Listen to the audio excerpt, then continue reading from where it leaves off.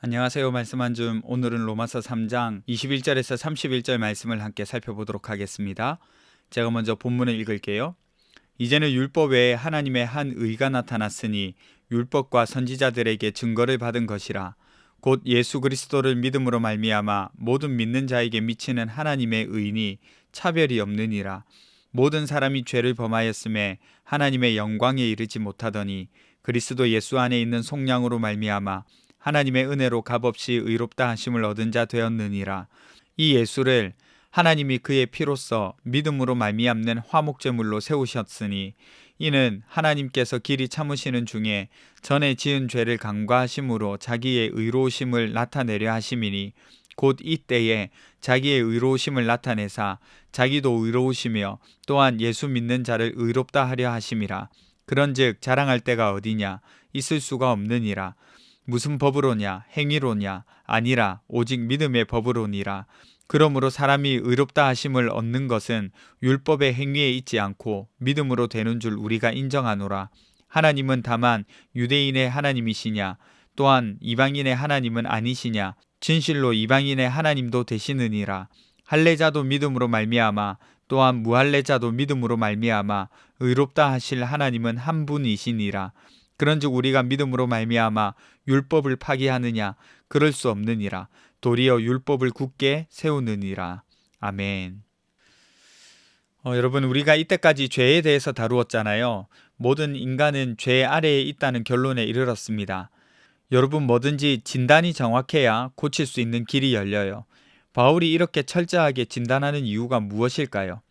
어떤 방법으로도 죄 아래에 벗어날 수 없는 인간이 벗어날 수 있는 길이 열렸기 때문입니다.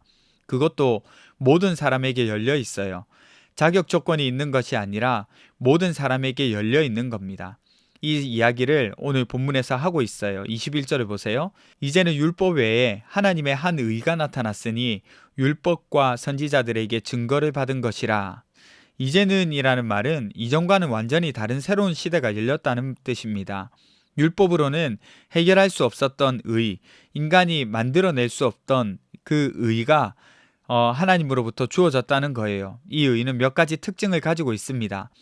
첫 번째는 율법이 아니라 믿음으로 주어지는 의입니다.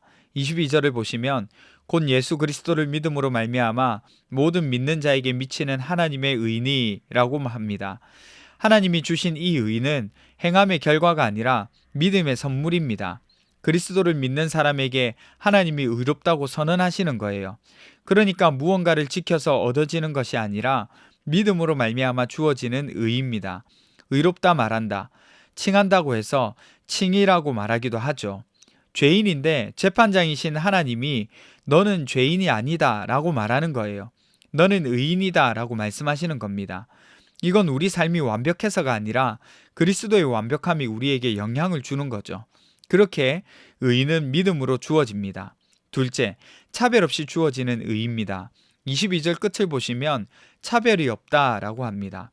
23절에서 24절을 보시면 모든 사람이 죄를 범하였음에 하나님의 영광에 이르지 못하더니 그리스도 예수 안에 있는 속량으로 말미암아 하나님의 은혜로 값없이 의롭다 하심을 얻은 자 되었느니라 이렇게 말합니다. 차별이 없는 이 의는 모든 사람에게 주어집니다. 특별히 값없이 주어져요. 그 의를 얻기 위해서 우리의 부단한 노력이나 어떤 성취를 이뤄내서 얻는 것이 아니라 하나님의 은혜로 주어지는 겁니다. 성공의 보상이 아니라 은혜의 산물인 거죠. 이것을 유대인, 헬라인, 이방인, 신앙 오래된 사람이든 처음 믿는 사람이든 동일하게 주어지는 거죠. 세 번째는 이 의는 십자가에서 이루어진 의입니다. 25절에서 26절을 보세요. 이 예수를 하나님이 그의 피로써 믿음으로 말미암는 화목제물로 세우셨으니 이는 하나님께서 길이 참으시는 중에 전에 지은 죄를 간과하심으로 자기의 의로우심을 드러내려 하심이니 곧 이때에 자기의 의로우심을 나타내사 자기도 의로우시며 또한 예수 믿는 자를 의롭다 하려 하심이라 이렇게 기록하고 있습니다. 조금 이상한 문장이죠. 하나님께서 길이 참으시는 중에 전에 지은 죄를 간과하심으로 자기의 의로우심을 나타내려 하셨다. 이 구절이요. 여러분, 이 말은 하나님이 예전부터 죄를 그냥 눈 감아 주신 것처럼 보였지만 사실은 때를 기다리셨다는 겁니다. 죄를 무시하시는 것이 아니라 십자가에서 완전히 해결하기 위해서 잠시 미뤄뒀다는 뜻입니다. 구약시대에는 제사를 통해서 죄를 해결했잖아요. 그런데 여러분, 구약에서는 그 피로 죄를 덮었다 이렇게 표현합니다. 없앤 것이 아니라 덮었다고요. 임시 조치였습니다. 그렇게 해오신 이유가 무엇일까요? 때를 기다리신 거죠. 전에 지은 죄를 간과하셨다는 뜻이 바로 이런 뜻입니다. 십자가에서 모든 것이 이루어졌어요. 그렇기 때문에 마지막으로 이 의를 받은 자는 자랑할 것이 없어요. 주어진 선물이거든요. 누구에게나 차별 없이 내가 노력해서 된 것이 아니라 선물로 주어진 걸요. 그래서 우리 모두가 오직 은혜로 믿음으로 의로움에 서 있기 때문에 자랑할 것이 없습니다. 여러분, 이제 말씀을 적용해 볼까요? 먼저 하나님 앞에서 의롭다고 여겨진 것은 나의 어떤 노력 때문이 아니라 하나님의 은혜라는 사실을 기억하세요. 내 의가 아니라 그리스도의 의로 사는 겁니다. 죄로 인해서 더러워진 나의 옷을 그리스도께서 입으시고 그리스도는 우리에게 그분의 깨끗한 옷을 입혀주셨어요. 그 옷을 입은 우리를 보고 하나님은 의롭다 하신 거죠. 이게 그리스도의 의로 산다는 겁니다. 내 노력이나 성과로 평가받는 것이 아니라 그리스도의 은혜 안에서 평가받는 거예요. 그렇기 때문에 자랑할 것도 없고 낙심할 것도 없는 거죠. 이 사실을 믿으면 비교와 자랑이 사라지고 겸손과 감사가 풍성해지는 것을 경험할 수 있습니다. 여러분, 이 사실을 기억하셨으면 좋겠어요. 우리 함께 기도하겠습니다. 첫 번째는요, 그리스도의 의로우심을 덧입어 살아갈 수 있게 해주세요. 두 번째는 겸손과 감사가 풍성한 삶을 살 수 있게 해주세요. 함께 기도하겠습니다.